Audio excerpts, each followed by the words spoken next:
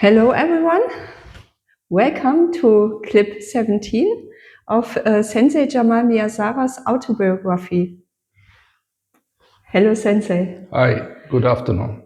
Good afternoon. You told us about karate in Malaysia, and would you please continue? Yes, it was about Malaysian karate. I told you how the karate started in Malaysia with the father of Malaysian karate, Mr. Chew, and how he went to Okinawa and so on, and what happened to in Malaysia karate or the karate which we practiced later, because in the beginning it was different karates and later it changed into Shorin-ryu Seibukan. But before Shorin-ryu Seibukan, it changed into Seibukan, only Seibukan. Because this was the advertisement which was written in the karate magazine from Mr. Chu, who visited Okinawa. And there was a writing in English, Seibukan Dojo. So one of my senior instructors had some misunderstanding with Mr. Chu, big quarrel. And you can say even hand and so on. And so after that, he decided to leave him. So he saw this magazine, Seibukan Karate. So he took the name Seibukan, which was written in English, Seibukan. But there was no patch, no emblem. It was just Seibukan. So he wrote that Seibukan and he took, I don't know where did he got that emblem signs. He took two sides and a fist and write down inside the emblem Seibukan Karate Do Seibukan. But that Seibukan which was written was in kanji writing, which was not the way you have written down here downstairs. Seibukan, which means Holy Art School. His writing was different. It's the same, they understand the meaning, but the pronunciation is different. But their writing was different, Seibukan. So when he went down to Okinawa, we all collected some money from many of the students, donated everything, and also, of course, he paid his money also. He went down to Okinawa, stayed sometimes, not very long, and he trained karate over there. And he saw that the emblem was different, and there was also an extra writing was Shorin Ryu, Sukunai Hayashi. So he saw that, and when he came back, he included in this emblem later, very late, Sukunai Hayashi, that means Sorin Ryu. Shaolin is Shaolin Liu in Chinese. But then in Okinawa or Japanese, you say Shorin Ryu, few forest style. So he included this writing, but the Seibukan of Okinawa, he didn't. He used the name which he pronounced it. The Chinese kanji writer was different. So there is a small conflict between their Seibukan, Okinawa Seibukan, and the Okinawa Seibukan. It's a conflict with the name and also the emblem, which the emblem is two sides and the fist, very similar to Matsubayashi Shorin-ryu, founded by Nagamine Shoshin Sensei. And with whom he trained in Okinawa? What? With whom? Well, he went down to visit Shimabukuro Zempo Sensei, of course, and that was in the beginning of 70s, like 72, around there. When he went down, he met Zempo Sensei. Sensei was very kind to him, and Sensei taught just few Kihon Renshu, like Shutoke and Shomensuki, Rensuku, Churansuki, Jodaoke, all these stuffs. And in Zenshin Kotai, he taught him, which I came to find out that he was teaching in his curriculum, Jodaoke Churansuki, Chudan uke chudanski, gedan barai chudanski, jodan uke chudan uchiotos chudanski, and tishutoke. This was what was included. And the katas which he learned over there was Sei-san, Annanku, Wansu, Gojushiho. No Pasai. He never learned Gojushiho. So with this kata, he came back. When he came back, he introduced these katas and the basics only after somebody have got his shodan, black belt. So he said this is how they practice. And they still practice. And I asked him one time in a letter, I've got a letter, and I asked him, why do we have different katas? As I came to know, Pinan and Naihanchi and all the other katas, the names are totally different. And here in Malaysia, you have Heian katas, Teki katas, Basadai, Basaiso, Kankudai, Kankusho, and they have Kusanku and so on, and Pasai.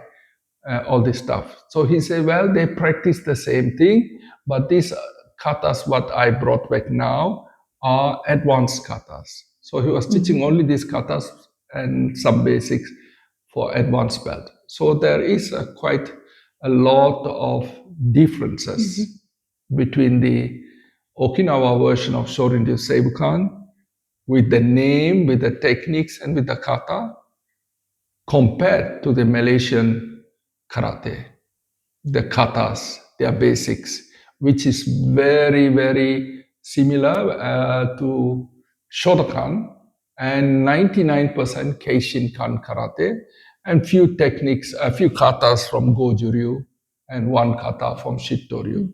So that is a mixed up of many other karate styles, but not Okinawa. Okinawa, this, as I said, 3 katas, but the 3 katas are when you compare today, they do say san with the Gedan Barai Gyakuski. That's a big mistake in the beginning.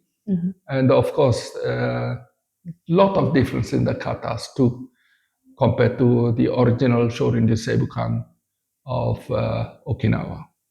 And yeah, this is what I can say. If you have any more questions, I can go much more in details. And Shimabukuro Sensei, did he visit at this time Malaysia?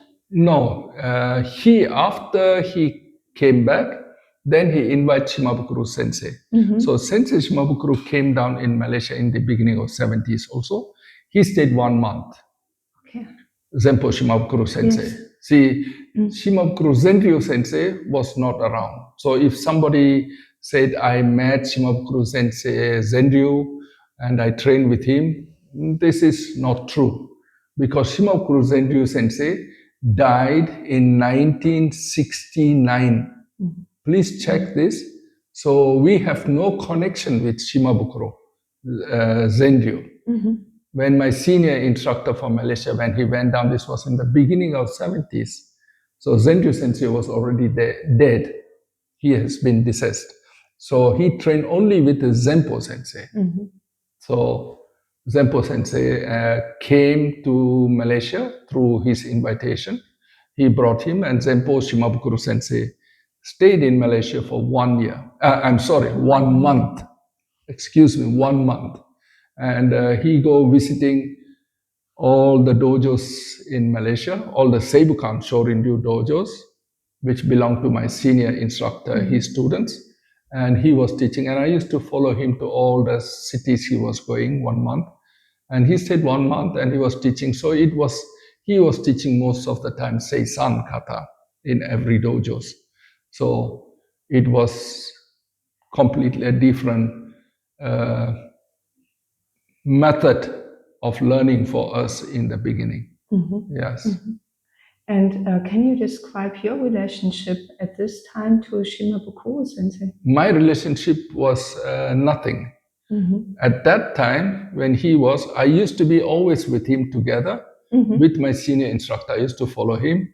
And then sometime every day in the night, I used to bring him out. My senior instructors used to tell me, go out with him for dinner and bring him to the hotel. So sometimes I used to be sleeping in the hotel with him. This you can ask Zempo Sensei, because he and me like to talk about ghost stories. Yes, and when he tell me ghost stories and I tell him ghost stories, I am very scared to go back in the night. So I used to be sleeping in the same room with him in the hotel in my city. So it was just a good, nice relationship which I had, but I was not so interested or curious to know much about his life or his father, his karate method, what he did, and the histories. I was not very interested or not curious enough, as I was too interested in sports karate. And at that time also I was doing like refereeing and training with for my students, most on competition karate. So my interest for traditional karate was very, very less. I know the histories as I used to read books, but the interest was not there. So it was a totally different path where Zempo Sensei was going and I was going. Yeah, any more questions? About the history of Shimabuku Sensei and you, but this will come in the next video, I think. Yeah, I can tell you how I visited him in the next episode. Yes. And how I was treated over there. And yes, so the Malaysian Shorin-ryu Seibukan, if they say they are doing Shorin-ryu, it is not. It is not Seibukan. Seibukan in their way, what they say in Malaysia, because their writing is different. But if they claim that our lineage comes from Zempo Shimabukuro, it is not. But they have some katas from Shorin-ryu Seibukan. Yes, just a few as I have mentioned before. And the rest is, you can actually call it Japanese karate than Okinawa karate. You can't call it Okinawa karate because from the beginning till the end, it is all Japanese katas, basics, and you can see all the heian. They practice Taikyoku Shodan, heian Shodan, heian Nidan, Santan, Yondan, Godan, Teiki Shodan. This is Japanese. Okinawan don't do this. And the stances, technique, katas, names is completely different. So we should say, we are not going to say you are right or I am right. I think they can claim what they want in Malaysia. That is their Shorin-ryu, that is their Seibukan writing. They pronounce in a kanji their word Seibukan, which the Japanese don't pronounce it. But the writing in English is Seibukan.